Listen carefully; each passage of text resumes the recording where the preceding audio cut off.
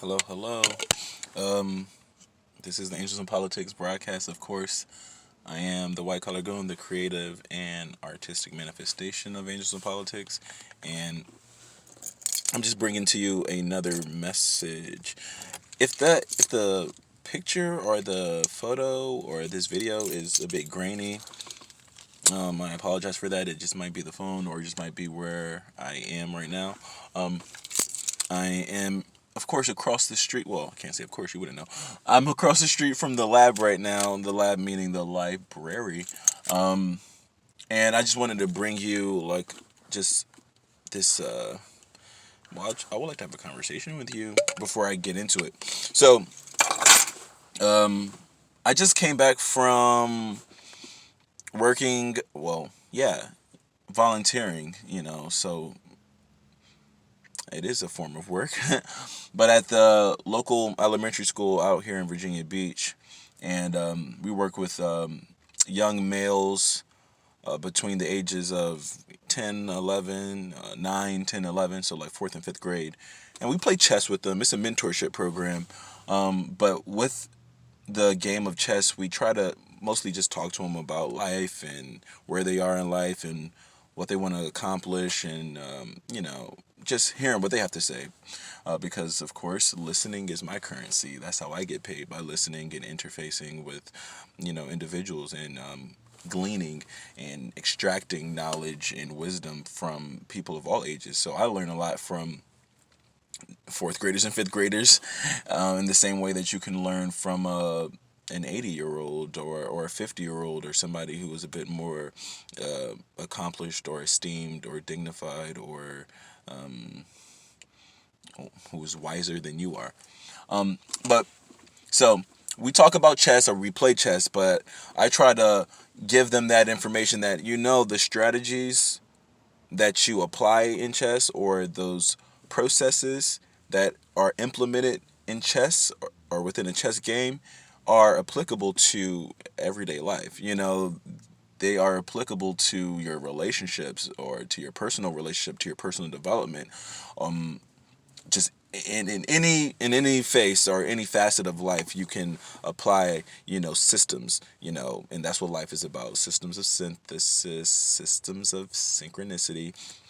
These systems to put you in alignment, figure out what your spiritual gifts are, and align yourself with your purpose, whilst understanding that you have to cultivate meaningful relationships. Meaningful relationships and meaningful work go hand in hand, but sustaining those meaningful relationships, cultivating those meaningful relationships, right? So boom. We're talking about systems. We're talking about processes, our various processes that we apply, implement, integrate, and I want to go back to one of my previous videos about, like, how I was out here in the streets, overseas, and I was having, well, not just overseas, pretty much everywhere. I was having girl troubles, girl problems, and they weren't really the problems with the girls. The girls weren't the issue. The women weren't the issues. The ladies weren't the issue. It was really me, and it was the ego, and it was the deconstruction of the ego that needed to happen. But at that time, the ego was raging. The ego was not allowing me to really be put in a position whereby women could respect me, and women could really fuck with me, and women could interface with me on a, like, common and chill and a conducive level, because I was so gung ho, I was so forthright, I was so forthcoming, I was so, like, chill, bro, chill, bro. I was going too hard, as they say. I was trying too hard. I was too aggressive, too assertive, too, like, yeah, like this. So it wasn't really going my way, by any means, by any stretch of the imagination. It wasn't going my way in Thailand. It wasn't going my way in China. When I came back to the States, it wasn't going my way with the homegirls locally. And it brings me to, like, I talk about my personality archetype. I've taken various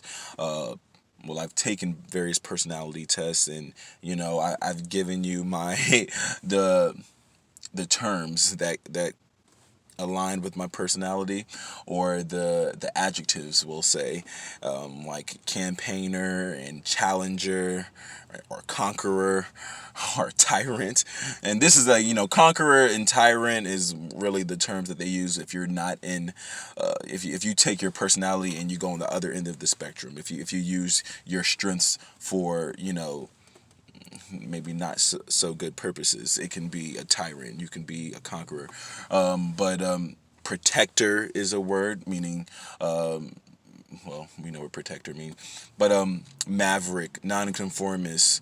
But the big thing was, campaigner, challenger, uh, and champion was one word. So, I mean, I had to figure out, okay, so this is who I am, right? With your personality, you might be able to, well, you definitely should mature in life. You definitely should invest in yourself and develop yourself and improve yourself and enhance yourself. That's clearly what I'm about, clearly what I'm passionate about. But within that, realm, you're improving upon yourself, but you don't really, at least in my opinion, you don't really change who you are as a person. Like, your personality is who you were whenever you were born. Your personality is who you were when you were in, preschool, whenever you were, it was goo goo gaga, and, before preschool, and through elementary, and through, junior high or middle school and high school and college, and outside of that. Like, you developed and you matured, and your voice got deeper, or you got bigger, or you got taller, or you got darker, or you got stronger, or you got whatever the case may be. But who you are as a person has been the same. Has been the same. Now, the good things about that is that you can improve upon that. So let's say if you were hot-headed, or you were, had a temper, you would hope that by the time you're, at whatever age, or hopefully the earlier the better, that you could learn how to control your temper. But whenever you're 12 or 8, it won't change when you're 88. Like, you will still have a temper. It's more so you would hope at 88 or before that you could rein it in, reel it in, and know what your triggers are, right? So there's some people who have always been, on the spectrum, and we are all on the spectrum as far as our personality. But some people are a bit more of that red, that fiery personality. Some people are naturally more blue, more of that cool, calming, energy. Some people are more of that yellow, that sporadic, erratic, neurotic type of energy. And then some people are a bit more green. They're a bit more foundational, a bit more grounded, a bit more like, hey, this is what it is, I won't be moved, this is how it goes, right? So, there's people who have these types of things going on, but throughout life, you're going to improve upon those, and things will be modified and augmented and altered, hopefully in a conducive, in a constructive way, right? In a beneficial way, because once you know who you are, once you understand what your gifts are, then you can, and then you can, position yourself or align yourself with teammates and colleagues and players who have who complement your gifts, who complement your strengths. All right, these individuals are good at this and they're good at that, and you're great at this, or they're great at that and great at that, and when you come together, that's how you coalesce, that's how you have alignment, that's how you have equanimity, that's how you have it, that's how you have the spark, that's how you have something great, that's how the teamwork makes the dream work. So with me and the whole like issue with women, it was really like me understanding, or failing to understand at the time, that okay, I didn't know how I was being perceived by other people. I didn't know how other people were seeing me and feeling about me, right? So my intentions may have been pure, well, maybe they weren't that pure, and my intentions may have been one way, and when I say not pure, like, I don't want you to think that because I found these women attractive, or because I love women and I love the feminine energy, that that women didn't like that about me. I'm pretty sure, like, some girls did, some women did like the fact that, hey, he's pretty straightforward. He's pretty much what you see is what you get. He's that kind of guy. And there's some girls who like that, and I feel like there's other girls who still would like that. They just didn't like the way it was delivered. They just didn't like the way it was expressed. Like, finding women to be, magnetic and divine and just, superheroes. Like, like finding that to be the case because they're competent, because they're intelligent, because they're intuitive, because they're industrious, because they're diligent. You know, that wasn't the issue. That wasn't the reason why girls were playing me off. That wasn't the reason why girls were rejecting me, dejecting me, saying, yo, get the fuck away. That wasn't the reason. What was the reason was because of, like, I had my own issues with the ego and how I was turned up, right? So I remember when I was in university with my fraternity brothers, and we were helping out one of our prophytes meaning our elder brother, and he was from a different school. I think he was out in Maryland. We were helping out this brother move. He was moving from Maryland to somewhere in the Northern Virginia area. Maybe it was Fairfax, maybe it was somewhere like Arlington or something like that. Whatever the case may be, we go to this guy's old crib, and we were going to do some painting, some touching up, with the walls, and then we were going to be lifting shit and putting it on the truck. But we walk into this guy's apartment, this guy's crib. It's him and his wife, right? It's him and his wife.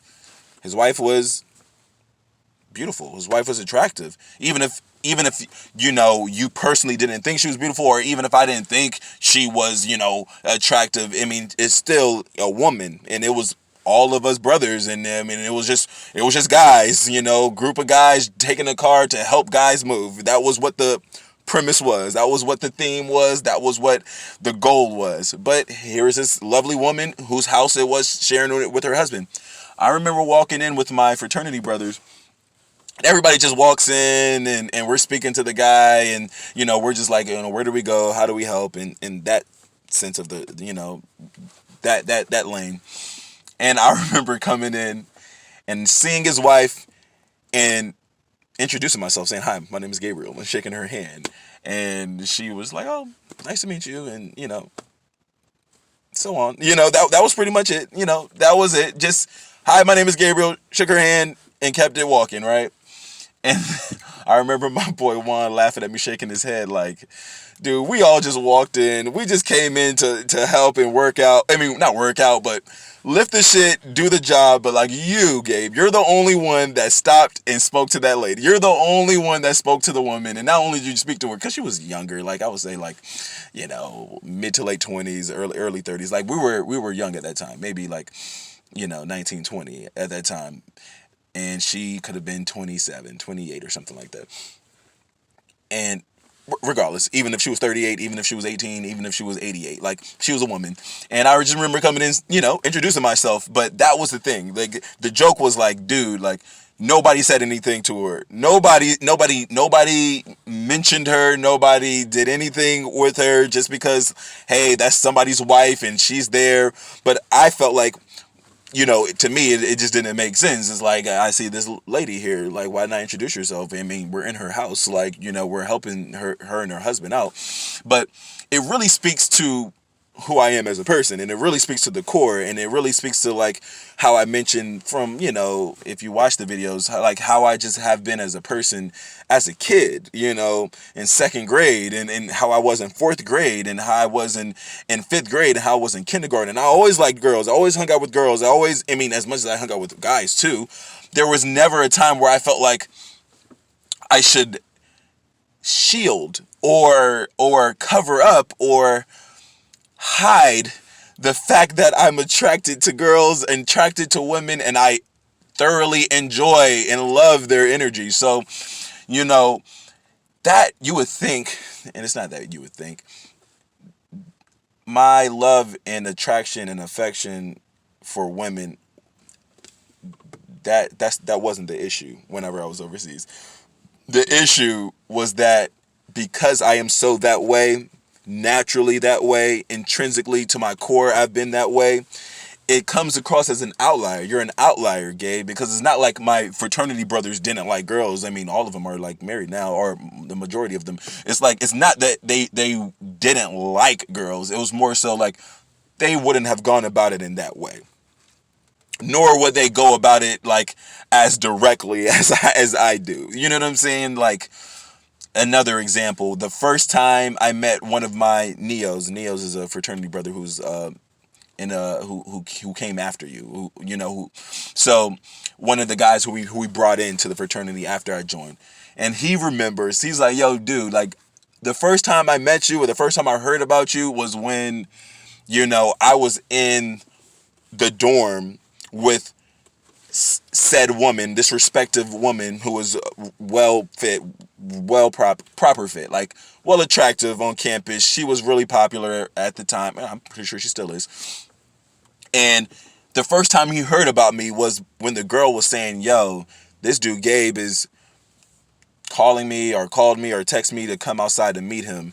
And she told my friend, my male friend at the time, homie, to come out there with them for like safety, for like just in case, just for like protection, like, you know what I'm saying, like, because like I'm saying, you don't know how other people perceive you, because you have to hear it from other people. Like, for me, I was like, hey, she was hot, she was fit, she was like well fit. So when I saw her on my third day at school, I stopped her in the middle of the and outside in the middle of the, in the middle of campus, and just pulled up on her, said what I needed to say, got her phone number, and I thought nothing of it. And then I hit her up later and was like, hey, come outside. I was just coming back from a party. I wanted to see you. To me, this is normal. To me, this was like just how I was feeling. She was hot. I thought she was hot. I wanted to see her. Call her up. Come outside. Where do you live? You're in front of this. You live in this dorm? Okay, I'm outside. Come out. That type of thing. But for her, she could have been like, yo, this guy is a bit much. This guy is a bit aggressive, maybe too aggressive, maybe too assertive than what I'm used to. So here, fellow, here, this individual, I'm on this end of the spectrum. This is the guy on the other end of the spectrum. Here, dude, like, come with me. Come with me, because I don't know what I'm gonna get with this guy. I don't know what this guy's intentions are. I don't know how I feel about going out and meeting with this guy one-on-one. So let me bring you as like backup, as safety, right? So I say all that to say that, like, this was me at 19. That was me at 18. Like, literally, I was 18 at that time. Whenever I did that shaking hand with the guy's wife, I was like 19 at that time.